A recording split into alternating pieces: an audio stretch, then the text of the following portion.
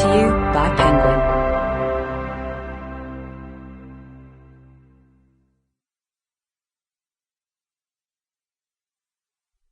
Funny Girl by Nick Hornby. Read by Emma Fielding. Audition 1. She didn't want to be a beauty queen, but as luck would have it, she was about to become one. There were a few aimless minutes between the parade and the announcement, so friends and family gathered round the girls to offer congratulations and crossed fingers. The little groups that formed reminded Barbara of licorice Catherine wheels. A girl in a sugary bright pink or blue bathing suit at the centre, a swirl of dark brown or black raincoats around the outside. It was a cold, wet July day at the South Shore Baths, and the contestants had mottled, bumpy arms and legs. They looked like turkeys, hanging in a butcher's window. Only in Blackpool, Barbara thought, could you win a beauty competition looking like this. Barbara hadn't invited any friends, and her father was refusing to come over and join her, so she was stuck on her own. He was just sat there in a deck chair, pretending to read the Daily Express. The two of them would have made a tatty, half-eaten Catherine wheel, but even so, she would have appreciated the company. In the end, she went over to him. Leaving the rest of the girls behind made her feel half-naked and awkward, rather than glamorous and poised, and she had to walk past a lot of wolf-whistling spectators. When she reached her father's spot at the shallow end, she was probably fiercer than she wanted to be. "What are you doing, Dad?" she hissed. The people sitting near him, bored, mostly elderly holidaymakers, suddenly went rigid with excitement. One of the girls, right in front of them, telling her father off.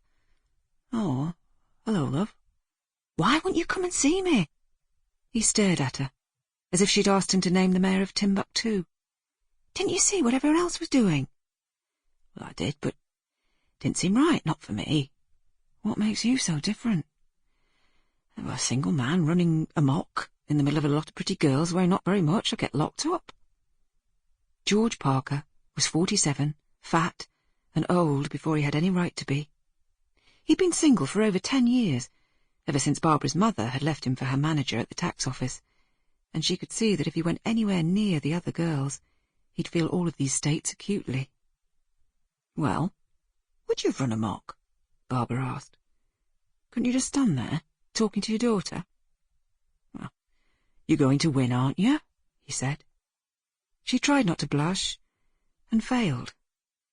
The holidaymakers within earshot had given up all pretence of knitting and reading the papers now. They were just gawping at her. "Oh, I don't know, I shouldn't think so," she said. The truth was that she did know.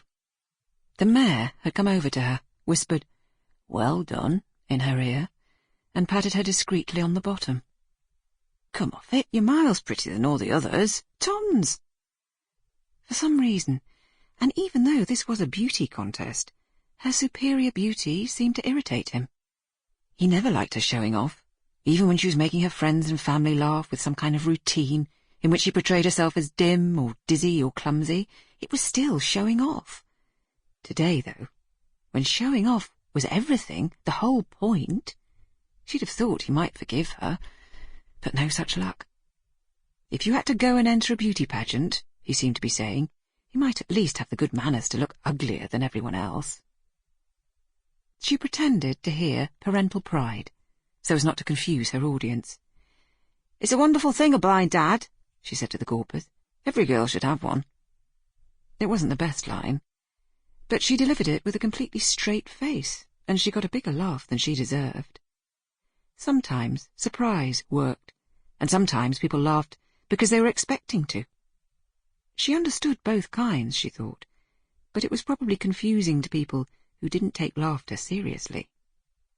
"I'm not blind," said George flatly. "Look." He turned around and widened his eyes at anyone showing any interest. "Dad, you've got to stop doing that," said Barbara. "It frightens people, a blind man goggling away." "You?" Her father pointed rudely at a woman wearing a green mac. Sample complete. Ready to continue?